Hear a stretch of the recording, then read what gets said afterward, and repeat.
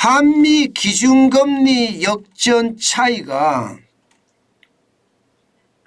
역대 한 번도 일어나지 않은 그런 일이 일어났습니다. 2%포인트가 차이가 납니다. 엄청나게 차이가 나죠. 와우, 이거 괜찮을까요? 한 번도 말입니다. 한미 기준금리가 2%까지 역전이 된 적이 없습니다. 1.75%도 없었지만 이게 2%는 금시초문입니다. 사실 한국은 5월 25일 날 금리를 동결해서 기준금리가 3.5%고요. 미국은 7월 26일 날 0.25% 금리를 올려서 2%포인트 격차가 납니다. 괜찮을까요? 괜찮을지 안 괜찮을지는 시장을 보고 이야기할 수 있을 것 같습니다. 시장을 점점 한번 분석을 해 보겠습니다. 여러분 알다시피 2% 금리 차는요, 이게 한 번도 경험하지 않은 숫자입니다. 한미 금리 역전 지금까지 이번을 포함해서 4번 정도 있었거든요. 1차는 1996년 6월에서 2001년 2월이었습니다. 그때는 1.5%포인트 차가 났습니다. 이때가 IMF 직후입니다. 그리고 2005년 8월에서 2007년 8월까지 2차는 1%포인트 금리 역전이 됐고요. 그리고 2018년에서 2020년에는 금리 역전이 1%포인트 격차였습니다. 그런데 이번에 2022년 7월부터 지금까지 금리 역전은 2%까지 올라갔어요. 2%까지. 이것을 보면서요, 진짜 시장에서는 굉장히 우려합니다. 괜찮겠냐 이거죠. 괜찮겠냐. 지금까지 말입니다. 저렇게 갔을 때 시장에서는 영향이 없겠느냐. 지금 이런 분위기가 굉장히 크게 나타나고 있는 것도 사실입니다. 이거 괜찮을까요? 진짜 괜찮을까요? 그러니까 전부 다 말입니다. 시장에서는 이거 어떻게 될까? 관심이 집중되고 있습니다. 관심이 집중되고 있어요. 이게 여러분 시장을 봐야지 압니다. 봐야지 아는데 지금까지 분위기를 보면 솔직히 섬뜩합니다. 지금까지 분위기를 보면 말입니다. 1차 때는요, 주식시장에 205억 달러가 많이 들어왔습니다. 채권시장에서는 31억 달러가 빠져나갔고요. 2차 때는 주식시장에서 빠져나갔어요. 231억 달러가 빠져나갔고요. 채권시장에는 578억 달러가 들어왔습니다. 3차 때는요, 주식시장에서 53억 7천만 달러가 빠져나갔고요.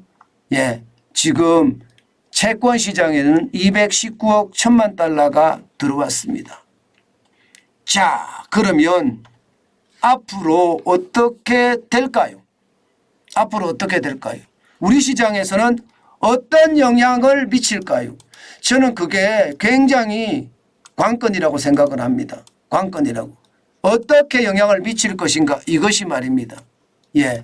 일단 말입니다. 시장은요 어떤 분위기인가 하면요, 채권 시장에서는요 이게 돈이 들어오는 분위기예요. 일단은요. 올 초만 하더라도 채권 시장에서 돈이 많이 빠져나갔거든요.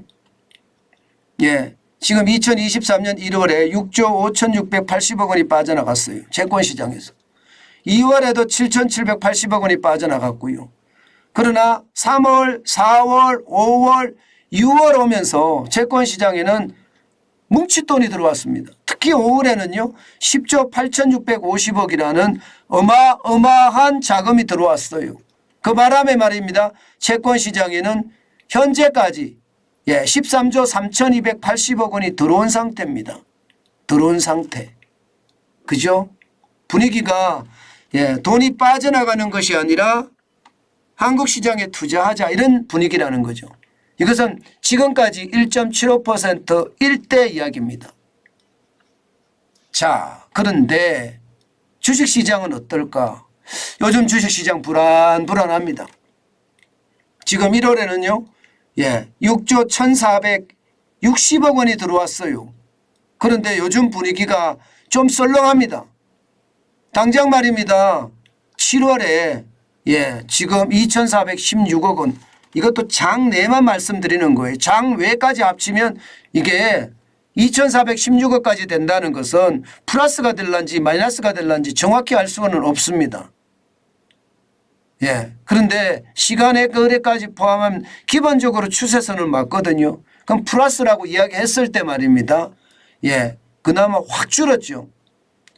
6월에는요 3,220억 원이 빠져나갔고요. 7월에는 지금 이틀 전까지만 하더라도 쉽게 말해 이틀 전이면 화요일이죠. 화요일만 하더라도 시장에는 1조가 넘게 들어와 있던 것이 지금 2,416억까지 쑥 빠져나갔단 말입니다.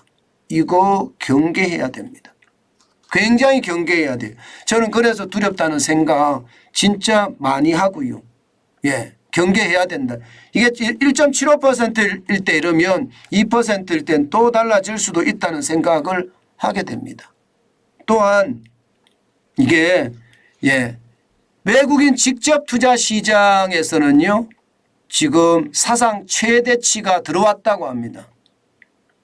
2023년 지금 보시면 상반기 기준으로 170억 9천만 달러가 들어왔습니다.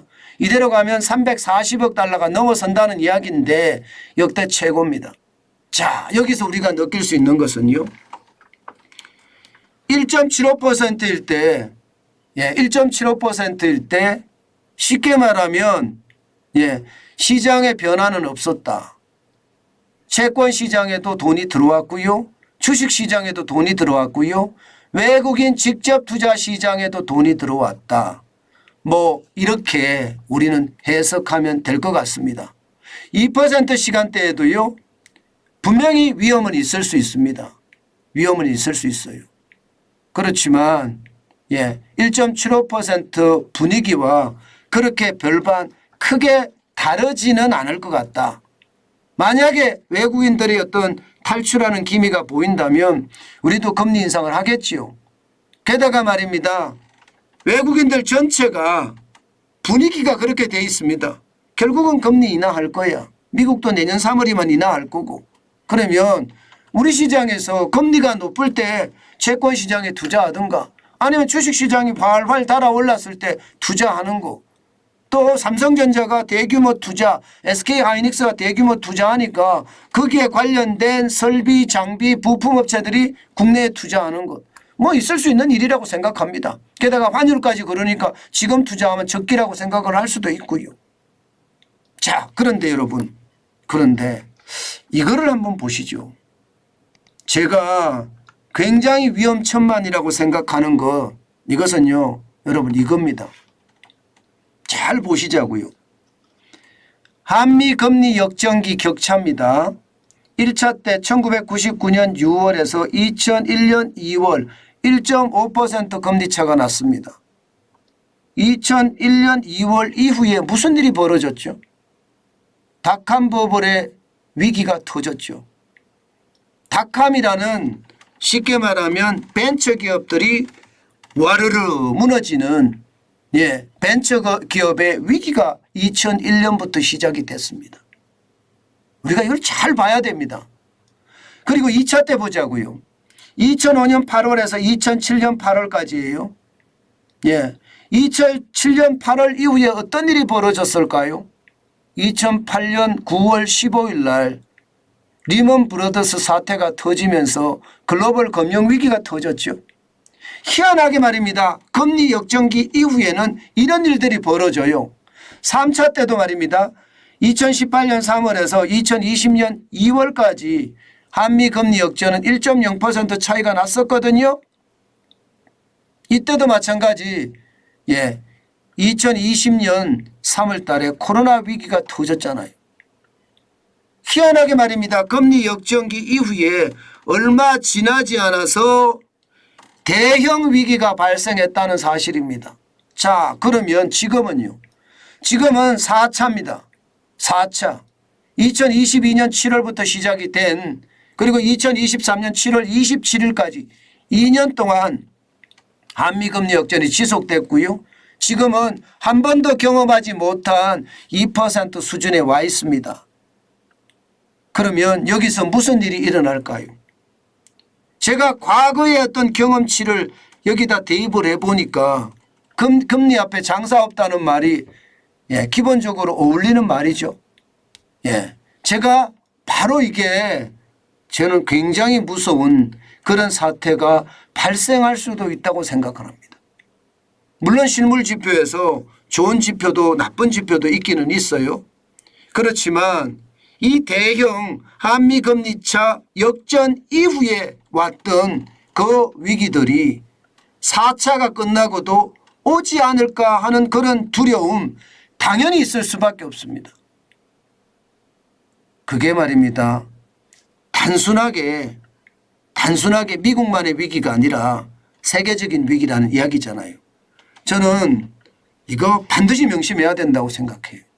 지표를 보다 보면요. 이런 예측이 가능해지거든요.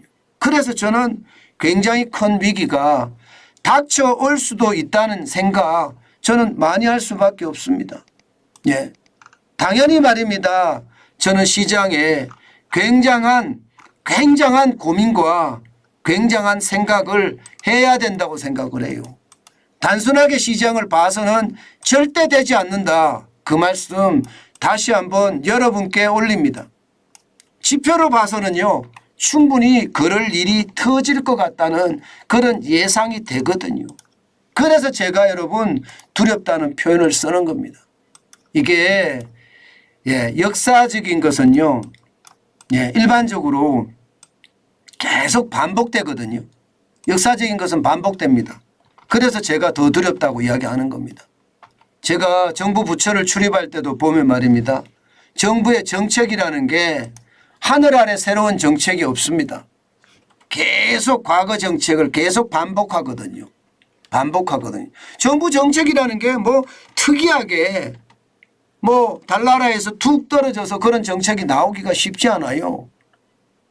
항상 말입니다. 전에 해왔던 정책을 연장선상에서 보통 추진하는 게 일반적이거든요. 그렇기 때문에 저는 시장을 말입니다. 이게 단순하게 말입니다. 하늘 아래 새로운 정책이야. 이렇지 않다는 이야기입니다. 그러면 경험치에 의해서 충분히 말입니다. IMF 이후에 닷컴 버블. 그죠? 그리고 2005년에서 2007년까지 금리를 올린 이후에 글로벌 금융위기. 그리고 2008년에서 2020년 2월까지 금리를 올린 이후에 코로나 위기. 생각을 해봐야 돼요. 지금 2022년 7월부터 금리를 올렸어요. 이후에 어떤 일이 벌어질까. 저는 그래서 여러분 지표를 가지고 여러분들에게 말씀을 드린다고 하는데 그 지표가 좀 공포스럽다. 그 말씀 여러분들에게 올립니다.